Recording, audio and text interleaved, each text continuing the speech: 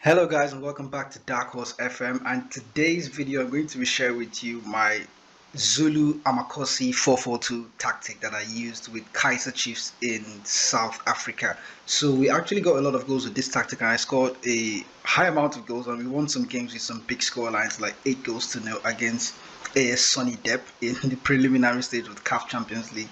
We also won 5-3 against TS Galaxy and 5-0 against Sunny Dep obviously in the first leg. We went on to win the league as well. We went on to win the league even though we were predicted to finish third in the league. We went on to beat Mamelodi Sundowns and Orlando Pirates to the title, and then we ended up winning the league by becoming champions by scoring a lot more goals than the rest of them. We had 76 goals. We had the highest goals tally, the highest points per game as well, the most shots on target, most dribbles completed in the league, and fewer shots against. We were quite sick, so we did expose ourselves a lot, but that's how the tactic set up. So today I'm going to share that tactic with you. So if you're new to the channel, remember to hit the subscribe button to turn on notifications also so that you can get notified when new videos come up, and also leave a like for this button if you find it quite useful. So there is a lot I need to learn about this tactic, but the idea behind this tactic, what I had in mind at first was to create a tactic that is similar to what Southampton used when what's his name? Ralph Hasenhuttl is in charge of Southampton. So that's the idea of basically how I had the tactic in mind. But I wanted it to be a bit more expressive and a bit more solid at the back as well. So you can see the combinations here where I used the ball playing defender on one side and then the central defender on the other side. Then one fullback on support DT. That's the fullback on support plays alongside the ball playing defender, and then the fullback on the tactics is alongside the more conservative central defender. That's kind of how I set it up. The super keeper, ideally, if you're using a better team, you can use a super keeper on support DT, considering that the defensive line is going to be high. The part I struggled with while creating this tactic was obviously the central midfield. There are many ways I could have set up this central midfield, but then I knew we were playing in South Africa. Not that there weren't any good technical players in the South African league, they were, but I just wanted something to be so basic that I had to understand what exactly central midfielders do when you set them on defend and what they do when you set them on support. So I just wanted one defender to be the holding midfielder, more like the ball winning midfielder. You can see his instructions, just tackle harder and mark tighter as well. And then he's asked to also take fewer risks. So his main objective is going to be to pass it to the central midfielder that is right beside him. This guy is going to be the one taking more risks. So this is the playmaker. Ideally, both of them are two central midfielders, but one is playing as a playmaker and the one is playing as a ball winner. In the attack, I wanted the pressing forward. Obviously, he has no instruction. I wanted this player to be the one to engage the opposition's defensive line, while the advance forward is going to be the one to finish up chances and also drag the back line, push the back line back with all those runs into the defensive area. Like I said, this tactic did help us get a lot of goals. You can see that the possession, we did gain possession not in the opposition's territory, even though we're asking the team to press a lot higher. We somewhat waited for the ball to come into our own defensive line before we start pressing the opposition, and then pressing them from this region sort of helped us have that space in behind, try and exploit the space in behind and create more chances from there. And then there was, it was an open defense when the opposition was allowed to come out of their defensive line a little bit. So looking at the overall match momentum, this was the last game that we played against Sekune United. They did press us a lot, or we did press a lot in the game, obviously. They had a few chances, but they did score one goal, but then we ended up bagging in 3 as well. So that was how the tactic did turn out. Looking at the teams attacking in general, we had 2.53 goals per game, so we did score over expected goals. We were supposed to score 2.21, and then we did score 2.53, so that's a higher amount of goals that I even expected from the tactic to deliver. So looking at our team's defensive stats, then we were expected to concede 1, although we did concede a little bit more than we were expected to concede, but then it was just the 1 goal per game that we did concede, and then that sort of helped us win the league as well. So going into the tactic then in detail, I'm going to look like I said, the sweeper keeper could be a sweeper keeper on support DT, but then I just had him play on defend, no instructions. You can also set him on support if you have a player that has a lot that has higher eccentricity, of course. The sweeper keeper on the right, the fullback on the right hand side was supposed to be the more conservative fullback. He has to take more risks and then cross from deeper areas. I wanted him to play that ball in early, while the right fullback on the other hand is going to be a lot higher to try and push the defensive line all the way back, and then allowing the fullback on support DT to try and play those early crosses. He's also been asked to mark tighter, close down more, and then shoot less often. The ball playing defender on the other hand has been asked to close down less. This is something I don't really do very often, but then I wanted him to be in the defense as much as I don't want him to try to be drawn up by a striker or an attacking midfielder of some sort. But I didn't want him to be drawn into the wide areas by a winger, so I wanted him to just close down less, and then also to mark tighter and then just stay in his region and try and watch the striker when he's in the area.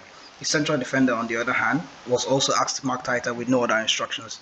So when the pass is on, he's going to play to the ball playing defender. When it's not on, he's going to clear it up to a more advanced position. The fullback on the right hand side is my attacking fullback. He is going to be the one to get up and down in the field, and you can see that the player ahead of him is an inverted winger as well. So the fullback is going to get higher up and then be the one to cross the ball from the byline. He's been asked to take more risks, close down more, tackle harder, and mark tighter. Basically, you notice that most of my players are going to have the tackle harder and mark tighter instructions. That's because I want this team to be aggressive. They have physical players in this team, so I want them to be in the faces of the opposition all the time and try and close them down. But you notice that the ball playing defenders, even though I asked him to mark tighter, he has been asked to close down less. The player on the left hand side, the left winger, is an inverted winger on support duty, while the player on the right hand side is the one that's going to be on attack. You can see the balance: one player here on attack, one player here on support, the other player on attack, one player here on support. So looking at the instructions for the inverted winger on support, he has been asked to take more risks, close down more, tackle harder, and mark tighter. His objective is simple: just get the ball into the central areas and try and cut inside and dribble, or then cross from your stronger foot, which is the foot that is not supposed to be, like if he's a left-footed player playing on the right hand side, it's going to be an inverted winger on the right, but since he's an inverted winger here, he's a right-footed player playing on the left-hand side. So his objective is just to cross the ball into this area with his stronger foot, allowing that space for the fullback to get ahead of him and cross the ball from the byline. Now, we already spoke about the central midfielders in the beginning of the when we started the video, how they are supposed to operate. This is the ball-winning midfielder, the central midfielder on defend duty. He's obviously playing like the ball-winning midfielder. He's a player that's going to try and stop the opposition from playing through the midfield and then try and win those balls back. He's also been asked to tackle harder and mark tighter. You can see that I've asked him to be a bit more conservative in possession and try and shoot less, and also take fewer risks to try and pass the ball to the more creative central midfielder that is beside him. The central midfielder on the right has been asked to take more risks, shoot less often, get further forward. So as much as he's playing as a supporting central midfielder, he's also going to act a lot like a central midfielder on attack duty. So when the chance is on, he will move into the channels and get further forward. But he's also been asked to take more risks and be like the playmaker, more like an advanced playmaker somewhat in the team. He's asked to tackle harder, close down more, and then mark tighter. The winger on the right hand side is a winger on attack duty. He's asked to close down more, tackle harder, and mark tighter. Ideally, I would want this guy to take more risk and try and find those through balls that can help unlock the defense when the opposition is on. But you notice that instruction isn't included here. You can include it for yourself if you want, but occasionally I did ask this guy to take more risk.